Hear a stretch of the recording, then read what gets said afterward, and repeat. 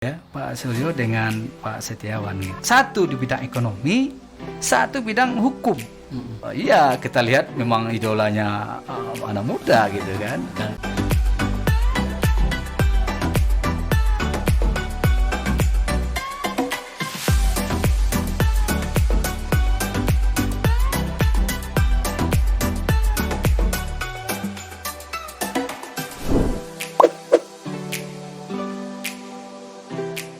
Assalamualaikum warahmatullahi wabarakatuh. Waalaikumsalam warahmatullahi wabarakatuh. Selamat siang para pendengar dan penonton Suara Batam Podcast. Alhamdulillah pada siang hari ini kita kedatangan tamu yang istimewa, Bapak Ustadz Hamzah Johan yang telah hadir di hadapan kita semua. Assalamualaikum Pak Ustadz. Waalaikumsalam warahmatullahi wabarakatuh. Pak Ustadz Hamzah Johan ini Ya, Ustadz yang milenial, lama berkiprah di dakwah di Kota Batam khususnya. Beliau juga pernah memimpin Basnas Kota Batam periode 2015-2020 ya. ya. Berarti masih menjabat nih sekarang. Juni yang lewat sudah selesai. Oh iya, Ya. Insya Allah. Ya. Dan beliau akan kita minta ini pandangan-pandangan beliau terkait dengan, ini mohon maaf nih Pak Ustadz, kita meminta pandangan beliau ini terkait dengan pemilu kada 2020 nanti nih 9 Desember 2020. Iya. Karena begini, karena kita berharap agar masyarakat di Provinsi Kepulauan Riau ini mendapatkan pemimpin yang benar-benar pas, benar-benar tepat. Barangkali bisa dimulai minimal dari kriteria pandangan Pak Ustadz nih terkait dengan pemimpin yang benar-benar cocok, layak untuk memimpin di Provinsi Kepulauan Riau ini. Iya. Kami persilakan. Ya, baik Pak Aryan dan para pemirsa Suara Batam Podcast ya. Ya, Sebenarnya saya bukan ahli ya di bidang politik. Ya. ya. Cuman saya hanya punya persepsi sendiri gitu. Jadi bukan keahlian saya, tapi Iya, saya punya persepsi sendiri terhadap para calon, para kandidat ya yang ada itu gitu. Memang sengaja kita datangkan Pak Ustadz ini bukan ahli politik. Iya. Kenapa? Karena memang kita ingin berkahnya nih.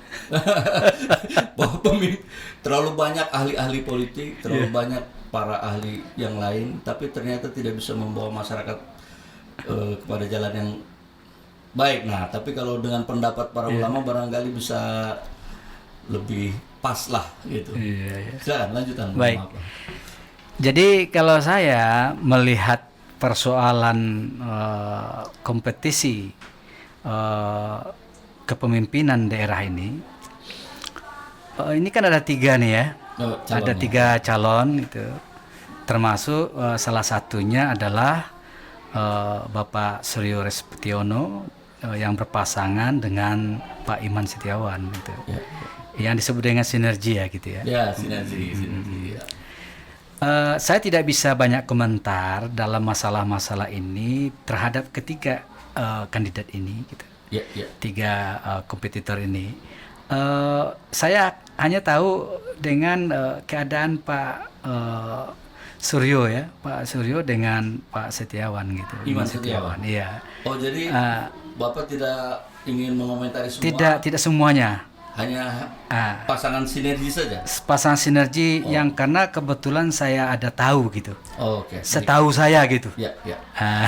Jadi hanya setahu saya begitu. Nah, saya melihat ada beberapa kriteria yang menarik terhadap pasangan ini. Yang pertama, saya melihatnya bahwa pasangan ini adalah pasangan yang kompeten. Ya. Kompeten itu kan ada ukurannya. Jadi saya selama di Basnas dulu itu diajarkan apa itu kompeten. Oh, di Iya. Basnas apa menurut? Jadi Basnas ada kompeten? 3 kriteria orang kompeten itu. Yang pertama adalah knowledge. Dia punya ilmu pengetahuan. Knowledge ya. Ya, knowledge ya. punya ilmu pengetahuan, tahu nggak dia soal sesuatu yang dia akan laksanakan itu. Ibaratnya ini tahu nggak dia pekerjaannya akan bakal apa gitu. Nah, ilmu-ilmu itu harus tahu ilmu politiknya, budaya masyarakat dan lain sebagainya itu. Nah, dengan ada ilmu itu baru nanti dilihat skill gitu. Ya, skill itu dia terampil gitu. Memainkan ilmu itu, menggunakan ilmu itu. Ya, dan kemudian nanti baru yang ketiga itu adalah attitude ya. Attitude itu artinya bukan akhlak ya, tetapi adalah bagaimana dia menggunakan ilmu dan skill itu dengan cara yang baik, dengan cara yang tepat sesuai dengan regulasi dan lain sebagainya itu nanti. Nah, itu baru orang itu dikatakan kompeten.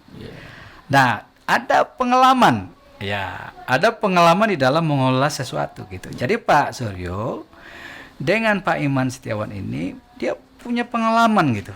Jadi ya lebih memiliki kompetensi ya? Gitu. Lebih tinggi ya tinggi yang lain. Ya, maksudnya. Saya tidak membandingkan dulu ya dengan yang lain, tapi setahu saya dia sangat kompetensi ya terhadap persoalan ini.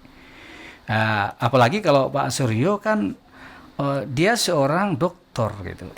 Dan kalau dilihat daripada segi ilmu pengetahuan, dia punya SH gitu ya, sarjana hukum, MH, master hukum, magister hukum.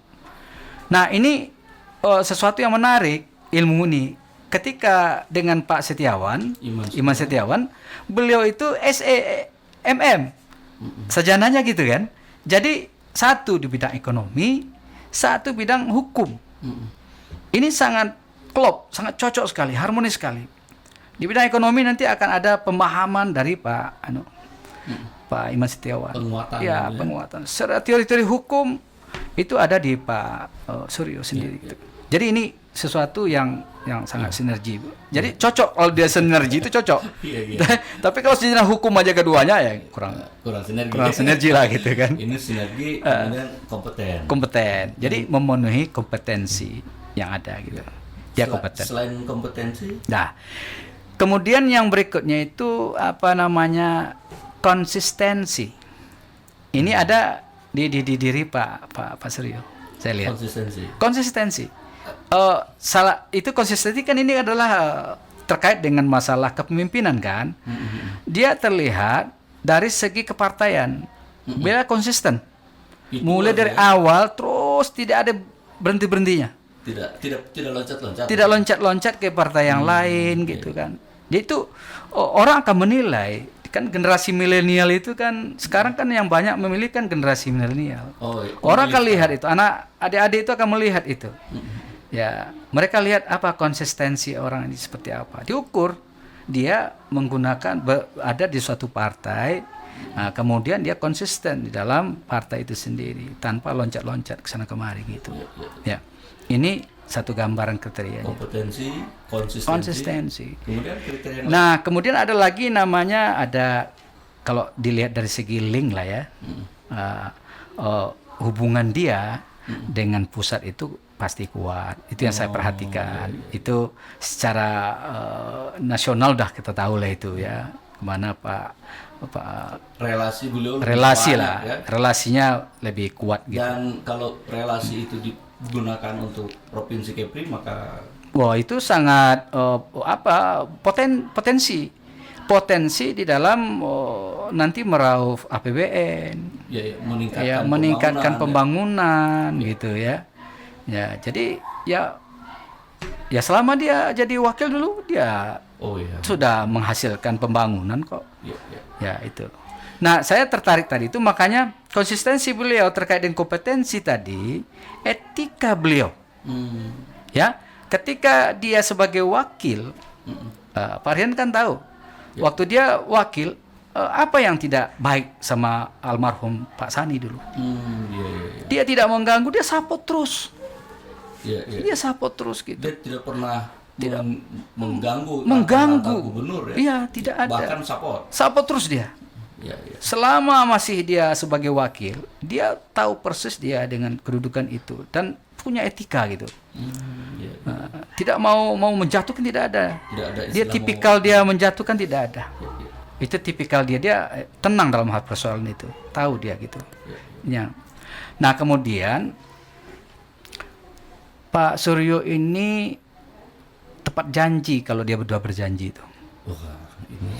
Saya pengalaman saya itu waktu mengikuti beliau dulu, saya kan ketua IPM, Ikatan Persaudaraan Muballigh Kota Batam waktu itu. Ya. Yang kebetulan beliau ini kan sebagai Dewan Agung. Oh iya. Ya, beliau yang waktu itu. Saya akhirnya terikut gitu. Ke Anambas, kemana-mana saya ikut waktu itu. Saya perhatikan tindak laku beliau gitu dengan perjanjian dia dengan orang-orang masjid gitu kan. Misalnya ya. Misalnya gitu. Nanti kalau sudah dia bilang A, misalnya angka akan saya kasihkan 100 juta. Peganglah itu. Oh, dia tidak akan meleset. Iya. Ya. Bahkan kadang-kadang uangnya duluan baru dia bicara. Baru bicara baru administrasi. Iya. Ada kejadian-kejadian seperti itu. Kan ada juga itu yang kalau kandidat itu kadang kan janji-janji dulu gitu kan. Janji aja ya. Janji dulu kemudian terakhir kadang motong pula lagi umpamanya kan. Jadi gitu. Jadi ini saya perhatikan terus di berbagai tempat waktu itu. Baik, beliau dianggap memiliki kompetensi, konsistensi, tahu menempatkan diri di mana posisi sehingga tidak mengganggu, tidak tertarik dengan kekuasaan. Yang lain?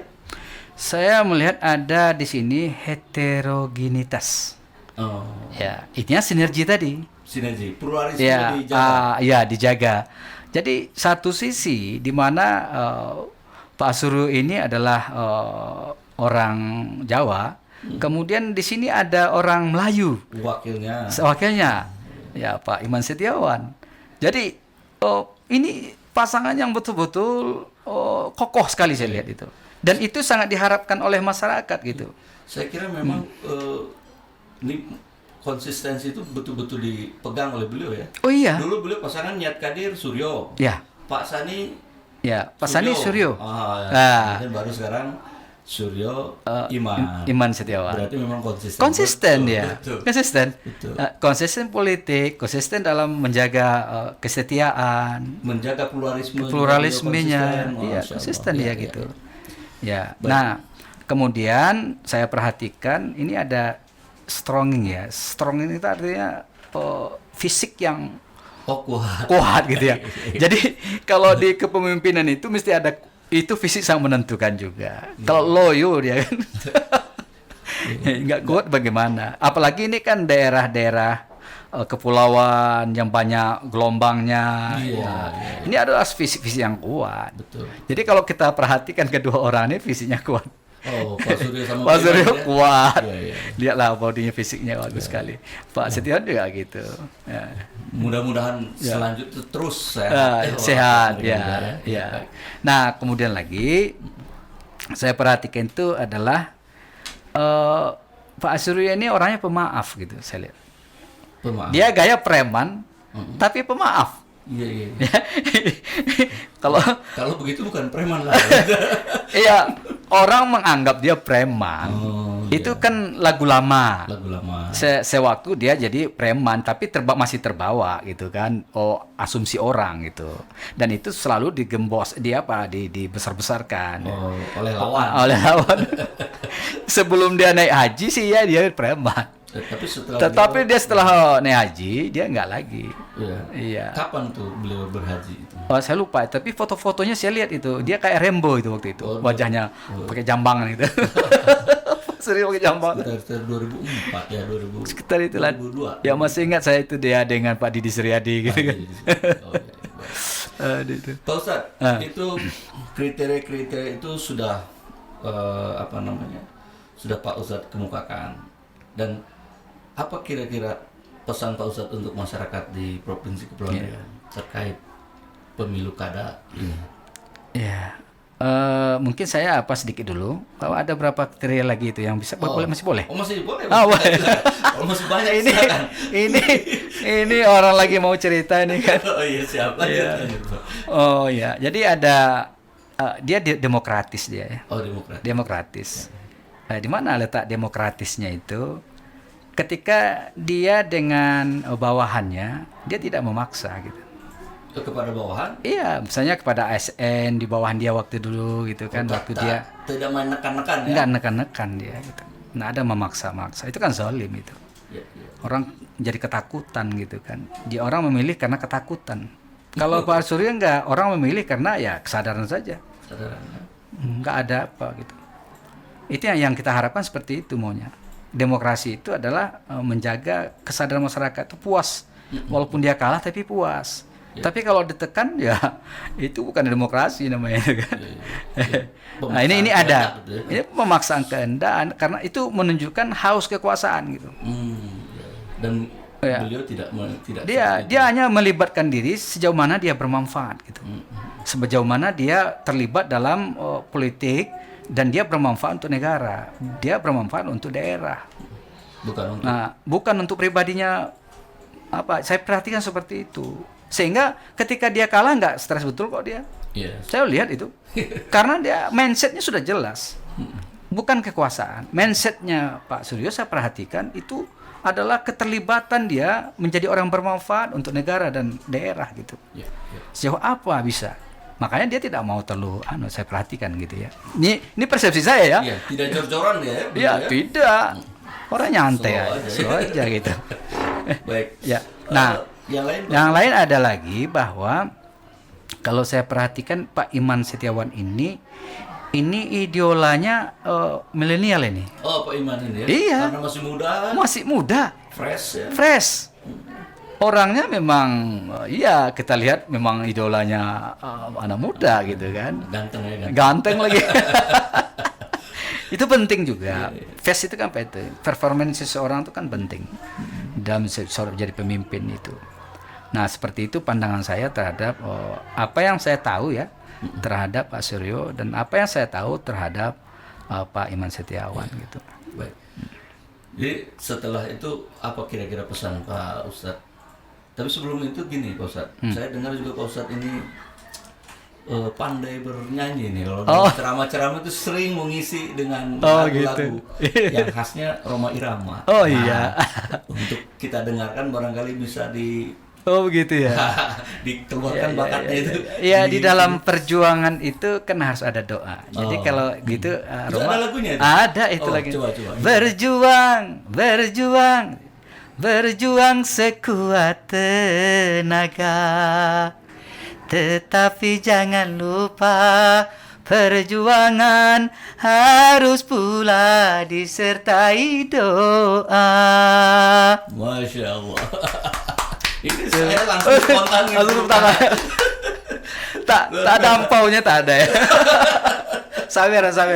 Luar biasa Pak Ustadz. Ya, jadi ya seperti itu. Walaupun dalam perjuangan itu Pak Suryo bagus, Pak Iman Setiawan bagus, itu harus ada doa-doa. La yardul qada illa doa. Tidak ada yang bisa merubah qada Allah itu, aturan Allah yang di Lauhul Mahfuz itu kecuali doa. Tidak ada yang bisa merubah takdir Allah kecuali doa. Kecuali doa itu nanti. Memang betul juga doa itu juga doa mukhul ibadah. Doa itu juga induknya ibadah itu. Jadi kalau mau ya kawan-kawan mau menang gitu kan, Pak Suryo menang gitu kan, ya banyak-banyaklah berdoa. Berdoa itu ikhlas gitu. Jangan karena sesuatu kita doakan itu enggak. Karena kesadaran kita ingin membangun Kepri itu lebih baik. Betul. Ya. Jadi memang niat kita semua ingin agar Kepri lebih baik. Iya. Barangkali Pak Ustadz untuk mengakhiri sesi kita pada siang hari ini, Pak Ustadz punya pesan? Ya. Silakan. Pesan saya terkhusus kepada para milenial ya. Manfaatkanlah ajang pilkada ini dengan baik, jangan golput. Ya. Suara Anda itu menunjukkan Anda sebagai seorang warga negara yang baik. Jadi jangan sampai disia-siakan, jangan golput gitu kan. Dan kemudian jangan sampai termakan isu-isu fitnah gitu ya. fitnah tentu terhadap Pak Suryo banyaklah fitnah. Saya tahu itu. Iya, iya, iya. Yang begini begitu saya udahlah banyak lah itu bla-blanya itu. Jangan ya. Jangan lihat aja ke kinerjanya seperti apa, konsistensinya seperti apa membangun daerah ini. Dari sinilah kita nanti berkesadaran untuk bisa memilih dia gitu. Ya, ya. Ada pesan lagi yang lain barangkali yang bisa Bapak sampaikan? Ya sepertinya itu aja dulu. Pemirsa yang dirahmati Allah, demikian tadi perbincangan singkat kita dengan Ustadz Hamzah Joan, Ustadz milenial, dan rupanya juga memiliki bakat terpendam menjadi penyanyi sekelas Rhoma Irama. Wabillahi taufiq wal hidayah. Allah muwaffiq ila aqwamit thoriq. Assalamualaikum warahmatullahi wabarakatuh. Waalaikumsalam warahmatullahi wabarakatuh.